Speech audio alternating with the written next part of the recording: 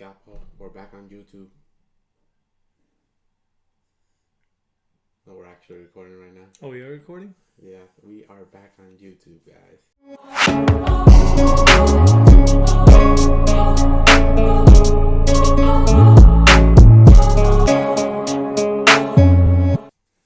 What is up? What is up, guys? We are back. Sorry about the delay, stuff like that. Oh, yeah, the camera's up there. Sorry. I keep forgetting that, man. I keep forgetting that. Oh, no. We'll just keep that up. Okay. So, we're going to start with explaining what are we going to do today. Today we're going to do two major games we want to talk about, in our opinion, because, it's our opinion. So, yep. We're going to talk about Final Fantasy Remake, which is coming out pretty soon, and Paul already got his 360 collector's edition. Yeah, I'm on the waiting list. I went to buy it. Said, sorry, you're on the waiting list. And then my subject, we're gonna be talking about Luigi's Mansion, which I already got for the Nintendo Switch. Duh, there's no other console that comes out for. So I'm gonna leave up to Paul for the first introduction to this game, which he is gonna give us a couple of details about his game and his personal experience throughout Final Fantasy games. So take it away, Mr. What's Paul. up, guys? I'm Dark Cloud, like you already know.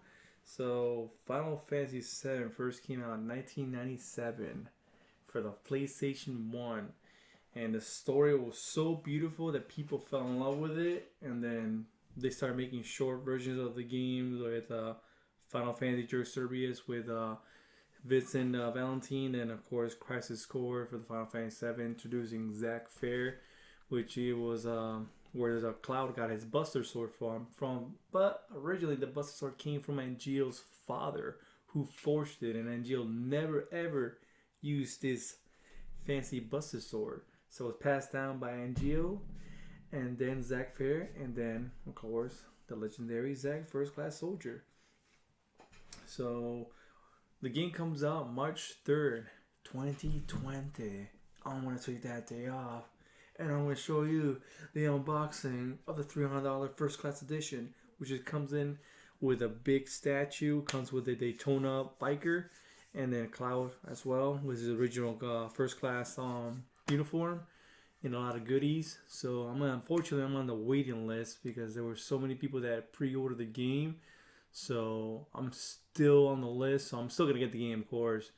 But, They tried to tell you, I played a couple of Final Fantasy games, but not as much as you have. I know you're a big fan. I've never actually played the original 7. I'm glad this is probably my first time playing the 7 remaster game one. Everybody that knows Final Fantasy 7, the most iconic villain of that game is Sephiroth with his Masamune sword that's 6 feet tall, and of course he's the one-winged angel, and everybody loves that dude. He's just so badass. He also came out in Kingdom Hearts, and people fell in love with it. I remember when I first fought Sephiroth on Kingdom Hearts 2, which it was the most badass. Yeah, even people that didn't even know who he was, yo, who's this guy? Sephiroth. And he has his own theme song. I remember because I'm a hardcore Kingdom Hearts gamer, and when I beat Kingdom Hearts, this was the one of the toughest boss fights.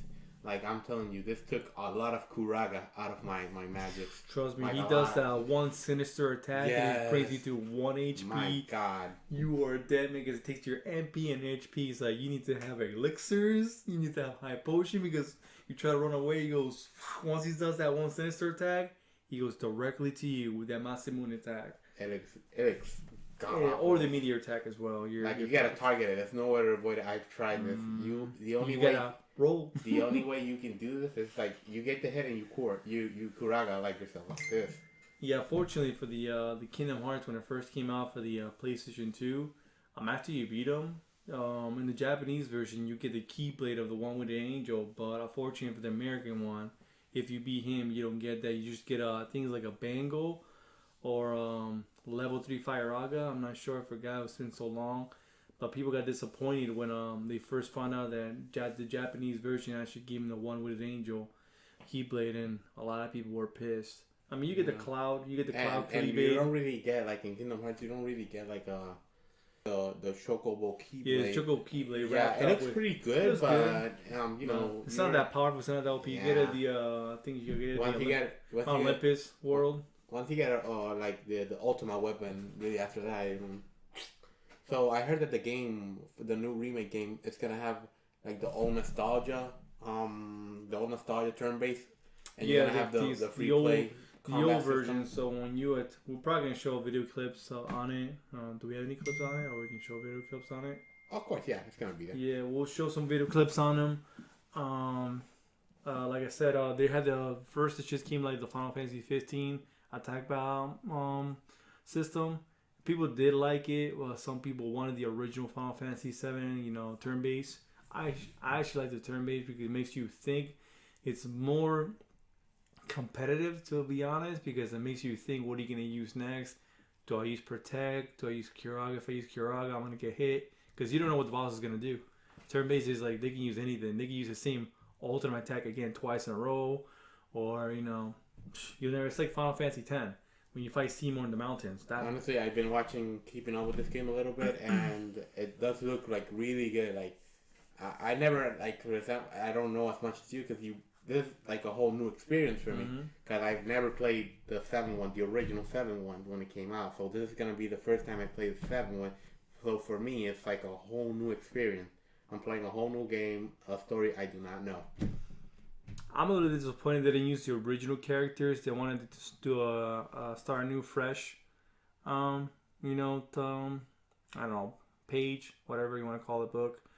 But, people that did the original voicing from the Kingdom Hearts, the Advent Children movies, I actually like the voice acting, but they chose different people, and those kind of people were really upset. Especially the guy that did Sephiroth's voice, Lance Bass. He was a badass, and Steve Byrne too. The original Cloud voice from when he did the Advent Children, Kingdom Hearts, Dissidia, and they were just upset.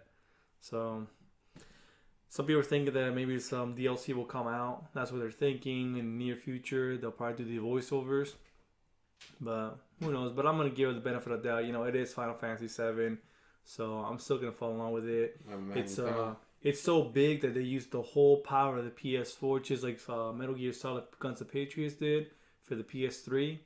So Final Fantasy actually has 2 discs for the first Midgar section of the game, and that's like in the original game it was like one. I think it was 1 disc. You go all the way to when Eris dies, and then you switch to disc 2. It came out with 3 discs for the original version. Wait, 3 discs? Yeah, 3 discs. Wow. Yeah, it was so big in the first. The first it was so huge. You stop. Yeah, I think. I remember. Now that you say, I remember those kind of type of games. They were so big. Yeah, well, it was an open world. That's what I liked about Final Fantasy. Even for the original ones, they were all open world. The only ones that weren't open world was Final Fantasy X and Final Fantasy 13. It was just all straight on. Once you get the more 13 is it was more of an open sandbox. Yeah, game. it was wasn't just really open straight world. through. Once you get like the spaceship from for Final Fantasy X, you can visit other places. But like I said, it's not open world like Final Fantasy 15 and the original Final Fantasy 7, 8, 9, or 10. You go to a different section. You're level 3. You go to a forest. Oh shit, they're level 10. Your ass is hit. You're dead. It's like, you're not going to beat them unless you have strong summons. You are fucked. Yeah, I know. Final Fantasy games are like the real RPG games. Oh, hell yeah. I fell in love when I went to my friend's house. I was in 6th grade. And I said, yo, what's this game? Oh, it's Final Fantasy. He's like, it's RPG. He's like, what is RPG? And then he told me what it was. Because I was always into racing games and, shooting games when it came from the Sega, Sonic, and things like that. So I was like, oh, sweet. All right, cool beans. Let me try. Can I borrow it? So, hey. I love it. It's a really interesting franchise, and honestly, I already took the day off the next day because it comes out on a Tuesday, so I took a Wednesday off already. Huh? Final Fantasy. Actually, what got me really got me into Final Fantasy was Kingdom Hearts. That's all I can tell you. Some people did, yeah, got him into Kingdom Hearts. Kingdom Hearts got me really into it. I played the 13. To be honest, 13/2. That Kingdom Hearts. The reason it blew up so much because it showed a lot of Final Fantasy characters like Kingdom Hearts 1 and 2. And then the new one didn't have no Final Fantasy character whatsoever because they wanted to see if the game can actually blow up without, being like a silent character. So I'm like, yeah, okay. Because I didn't hear any news about any Final Fantasy characters. Oh, maybe they're keeping a secret. I don't want to be like, go on the internet and ruin it for me. I was like, and then I asked him because he was way further than him. Like, yeah. Yo, so... Any Final Fantasy world, like, do you want me to ruin it for you? Because I'm already in the final world. Like, the final world always have the Final Fantasy character No Final Fantasy character. I went, no. Oh my god. I got so angry, That's man. crazy. So mad. Like they do mention their names, that's about it, but they don't actually show them, which is I'm really pissed off about that. Christ. But anywho, like I said, Final Fantasy is coming out in March. We'll show some video clips about that. I know my boy here, Black Wolf's gonna talk about the Luigi's Mansion for the Nintendo Switch. So take it over, buddy. Okay, guys, you already know your boy here, Black Wolf. I'm here, you're especially on the Nintendo Switch console. I'm a huge fan of the Nintendo Switch, and there is some huge theories going around, Luigi's Mansion. So I want to cover that up right here. I don't know if you guys are really into Nintendo Switch or anything that's coming up for the Nintendo Switch. It's a huge year for this console, and a couple of months back, I wasn't even playing it at all. This year has just been blowing up. If you managed to saw E3 this year, it's just been crazy for Nintendo Switch players. So I want to cover Luigi's Mansion 3, which is really Luigi's Hotel 3 because it's actually in a hotel. So, but this is the third franchise in two amazing franchises that have come out over the years. I played Luigi's Mansion on the Nintendo 3DS. I played Luigi's Mansion on the GameCube, and now I'm getting the third one on the console that is the most powerful console on Nintendo. So you can see my face of excitement right now. So. It's about time they actually had Luigi has his own game because I know they had it for like the GameCube, and I always got tired. It's always been Mario. No, that's why. Exactly. It's like I know he's like the main character. She's like Goku is for like the Dragon Ball Z. And like Goku and Vegeta. Yeah, it's like come on, at least give Luigi like it's Luigi. And the crazy part about Luigi's Mansion is that the story that they gave him, it was so cool because it felt like Ghostbusters. At least is in my this experience. Luigi's Mansion 2 or the third one? Oh, the third one. Because I know I played the ones for the GameCube when I first came out. This is why it feels like the new equipment he gets, the whole story behind the hotel. They went to a hotel. They got invited to a hotel. Nice. As everybody here knows, if you follow the games, they got invited to a hotel. Everybody else got captured. Same typical story with Mario and the princess. Just Luigi has to save everybody else. The only difference is though that we are getting different floors, and every floor has a different motto to it. So first floor, third floor, fifth floor, fourth. I think we got like 11 floors. I still there's doing him sucking up ghosts and things like that. Yeah, it felt it gives you like a nostalgia of Ghostbusters. It feels amazing. Like okay, cool. So you will be seeing it while the clip runs. Why I still have to edit the video, but Luigi has a whole new team of set of skills. They are making a lot of mini games for us. We get different mini game floors, and now we got Guigi, which is an ability you can use with the G25, which you can use a Guigi to play multiplayer with your friends and co-op to the story. So Luigi be different colors then, right? Basically, he makes a GUI self of him. Okay. It's not like a legitimate thing. You can go through spikes, through rails. You're made of goo. Oh, sweet. So it is going to be an amazing game. I already had pre-order, so I'm just waiting for this game to come out. Wait, when does it come out? The Halloween, 34. Oh, so 34. It's like in 2 weeks. 2 weeks, yeah. Yeah, less than 2 weeks. A few days. Well, we're actually like in a few days. Actually, 10 days. A few days. Yeah, 10 days. Around the corner. Oh boy.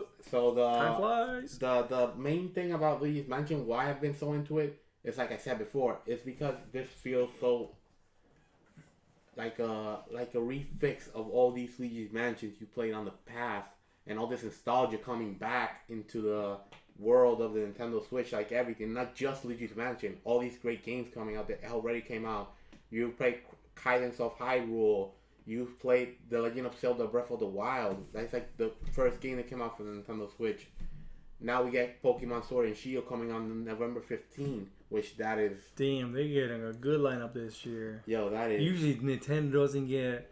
Nintendo usually its lineup is during like the summertime, and then it dies out until like the wintertime. Really, and the one that saves us the most during the wintertime is always... I get tired because it's always a Zelda game. Every single time. And we just got a great release that has been hitting hard in Japan and in the United States, which is, you already know, Dragon Quest XI for the Nintendo Switch. That has been the most... So good. People already had it for the Xbox and they had it for the PlayStation 4. I actually love the game. But that game was totally meant for this console. In Japan, that thing is trending. The Dragon Quest was made for this thing. Oh, of course. It's like they say a lot of Dragon Quest games that always blow up more in Japan than they call it the West, which is us, all the time. It doesn't do good because some people don't like it because it almost looks like it's cel shaded. It's it's the same guy that does the Dragon Ball Z. I actually love it. It's RPG, it's open world as well. So if you go to a section, you will die. Like I died multiple times. Yes. The only thing that they didn't do this time is they didn't do a Super Saiyan mode like in the other Dragon Quest. You just get hypertension. But like I said, this game, Dragon Quest 11, it's good. I have it for the PS4. Gorgeous. I love it. I still haven't beat it because I don't have time. I have a kid, and my son comes first. So when I first bought it, I was trying to beat the game. I got to the secret boss, which I told him about. He didn't even know. It looks like Jiren. No, it's like you beat Magus, one of the mages, and after that, you get trapped in a time sphere, whatever, time travel. I don't want to ruin it for anybody that hasn't played the game. But like I said, if you want to pick up that game for the Nintendo Switch or the PlayStation 4, I 100% say you will fall in with the game. Qualified. And the crazy thing about this game in Japan is that it's so not in United States. It's still pretty popular, but Japan is like this game is like the biggest RPG made in Japan, and they even have like crazy controller, Nintendo Switch controllers, like a whole slime. Have you seen this? Oh, I think it's a blue slime, right? Yeah, blue slime, and it's like a whole controller, and it's crazy how this game is trending over there. Here it came out, and people even thought that because it already existed for previous consoles here, it wasn't gonna sell for the Nintendo Switch, and it really did. Like it did. Like for example, if you are a Nintendo Switch player, you would know about the biggest hits this year, like Fire Emblem Three Houses. That has been the highest budget game of throughout the year. Now coming out with Pokemon, I'm pretty sure it's gonna give it the competition. I remember playing Fire Emblem from like the Game Boy Switch, not the Game Boy. Yeah, it was the Nintendo Switch. My brother had it a lot because anytime he went to sleep, most of them already come for the. Yeah, so can I borrow? It was, I think it was the 3DS. Yeah, like, just make your own file. So I made my own file. I fell in love with it. I also fell in love with the game with like Golden Sun. They had 2 games, but Golden Sun and Fire Emblem was one of my favorite RPG games for the Nintendo DS when I first played it. Because I didn't like any health games before. I got into Pokemon for a bit when it was Pokemon Red and Blue. Charmander and Blastoise was Charizard Blastoise. Charizard Blastoise, yeah. Yeah, so I played with that, and it was when there was no Game Boy Color. It was the original, brick Game Boy, so I played that. Crazy. So I want to get some concerns out of the way. I am in the same boat. I am open to see what's going on because what they're doing with Luigi's Mansion, it is completely new. And people are speculating that it might be a setback, it might be a turn off for a lot of Luigi's Mansion's previous gamers, that the whole hotel on floor, it might be disappointing. But so it just because it's in one building. Because there used to be a mansion. The mechanism still run the same, but the whole floor thing kind of changes how the game works. So it's not like you go to different. Okay, I would say it would have been better if if it's in a building, I'd say it would have been better if he goes outside of the building, goes to another building. Well, we don't know. On the street. That's the thing. We don't know exactly yet what they're gonna do. That would be epic if they do. Like, every floor has a different theme to it. He's like, you gotta go down the street and take a left or whatever, and go to this building in there and grab me this. That'd be pretty nice. Speaking of graveyard stuff, I would actually like that. See, that's why some people, a lot of developers, will go to the forums and get ideas from gaming because some developers story writers will actually go to forums and they wouldn't even know it's actually them. Be reading like notes and like, oh, this guy has a good idea. Let me write that. Oh, all right, let's change like Final Fantasy 14, for instance. Yoshi P will be going on forums without even people knowing. And he'll read all the comments, and sometimes he takes it to heart, especially Tetsuya Nomura when he first came out with Final Fantasy series. He'll read the forums, he'll go, oh, this game sucks, the story, blah blah, and he'll try to fix it for the next game or next DLC, things like that. So you never know what they're reading. Like, you could be reading like saying, yo, you should have this item on in here, and then like a few months later it'll be a packaged DLC, and your idea will be like, yo, I was talking about with Paul about that. Yeah. I was like, oh shit, I can't believe they listen to me. Like, things like that. It's crazy how game developers. So they do listen sometimes. If you got great ideas. There's a lot of YouTubers that they're so famous right now that when they talk about video games like these, sometimes they feel like the companies are actually listening to these YouTubers because there are people that actually promote their games and their consoles. Like right now, if you do not own a Nintendo Switch, I am not getting paid for this. Yeah, we're not getting paid for promoting that. We're not getting sponsored. But I'm telling you, you should consider now that you have the Nintendo Lite, that is basically the same Switch, just with a little bit less capabilities like docking and stuff like that. It's smaller. It's more of a handheld mode gaming console, but it still runs as same as the Nintendo Switch. And it's an extremely powerful console that if you do not own one, you can get this one for $200, extremely more cheaper, and it's completely worth it. Yeah, especially Black Friday's coming around the corner. Yeah, exactly. So they'll probably have the price for like $150 or even $125. Actually, so, if they drop it like that, I will so consider getting yeah, I mean, I'll consider getting one, but I said I don't have time to be playing games. I said I still haven't even beat Final Fantasy 14 yet. I'm like level 77, and a few of my buddies always make fun of me like, "Yo, what's going on?" Bro, I barely get any sleep. Anytime I have 2 days off. It's a tough one. It's a tough one. You know, my son comes first, so you know, the only times I get to play is nighttime. So that's why I told my wife, I said, "Hey, babe, I took a few days off. You know, when Final Fantasy 7 come out, I want to play." She said, "Okay." Like, yay. So I'm excited about this. So I'm gonna be. I never talked of this. I didn't even talk about this, but I think we should do 2-part video. So I'll probably end this part 1, and we're gonna do a part 2 about the gameplay and the special features about the Final Fantasy game, and then Luigi's Mansion. That'd be definitely good. So you want to do that? Yeah, we can do. All right, guys. So we're gonna end this video, and we're gonna do a part 2, like right now, so we can get it out of the way. So we'll have one part, you know, the introduction, and then we'll have the part 2. That sounds like definitely a good idea. So we want to unravel, like, I hope I'm not disappointed, and Paul is not disappointed with the... Oh, yeah. Final Fantasy 7. I hope you're not disappointed then. I hope not, because I'm spending $330 on this bad boy. Well, not this one, but, you know, the actual game. And things in the future that are coming, for example. That is the most I ever spent, actually, on a game itself. Not a console. Console I spent, you know, the PlayStation Pro and things like that, but an actual game... The most I ever spent was $150. It was the Xenoverse 2 Dragon Ball Z, and it came with the statue. And I bought that bad boy, and I was like the last one to grab it. So the Last of Us. That's gonna be my first collector's edition. Like before, man, the collection editions, they were worth like between $50 when it was the original game to $100, and it always came with the season pass as well. But nowadays, nowadays people don't get. They're getting hungry, man. I mean, sometimes gamers get really pissed off. I'm a gamer myself, and I get fucking pissed off. So I'm spending $330, right? Yeah. Does it come with a season pass on it? No. How much is the season pass? $60. So I'm spending $330 on this bad boy. That is pretty but you can't put in that season pass on. Nah. That is pretty Before bad. season pass, even with the game itself, like the standard edition, once you open that box, I don't know about guys, but I know my boy Dark Dante. We go open the box. Smell that bad boy, and then inside the book, look, the season pass is right there. They don't even give you a little skin to work with that.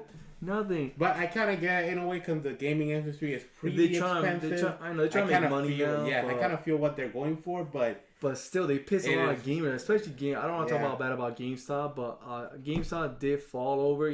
That used to be my favorite place to go to buy the games, but nowadays I just pre-order my games online nowadays. Not digitally, but Amazon or Square Enix or anything else.